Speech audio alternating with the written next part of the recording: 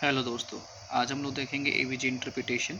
AVG interpretation में सबसे तीन ही चीज़ इंपॉर्टेंट होता है एवीजी को देखने के लिए। सबसे फर्स्ट पीएच, नेक्स्ट जो है partial pressure of carbon dioxide जो रिलेटेड हमारा किससे, लंग से और रिस्पायरेशन से, और लास्ट वन जो है वो क्या है, बाइकार्बोनेट्स जो हमारा रिलेटेड है किडनी से और मेटाबॉलिज्म से।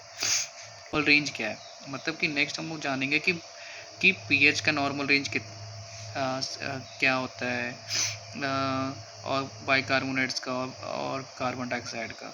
तो पीएच का जो है 7.35 टू 7.45 इसके पीएच ही होते हैं।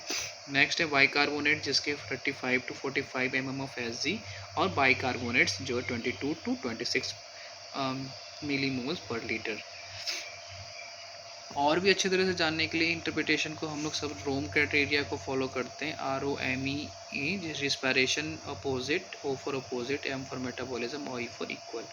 इस अगर 7.3 से अगर कम है तो एसिडिक कहलाएगा, और बेसिक कहलाएगा। 7.45 से अगर इंक्रीज है तो वो बेसिक कहलाएगा।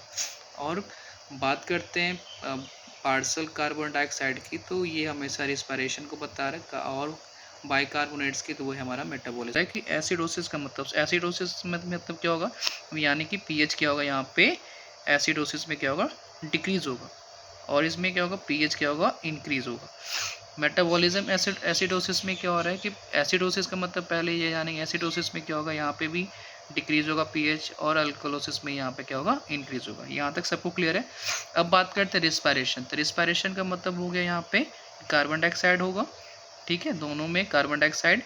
और मेटाबॉलिज्म का मतलब यहाँ पे क्या होगा कि SCO3, ठीक है।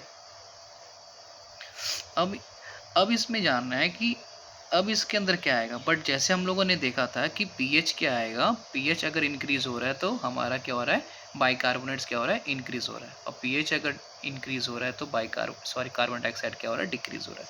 तो यानी कि पीएच क्या हो रहा है, यहाँ पे डिक्रीज है, तो कार्बन डाइऑक्साइड क्या होगा, इंक्रीज हो जाएगा। यहाँ पे इंक्रीज है तो यहाँ पे डिक्रीज हो जाएगा। Okay, just opposite.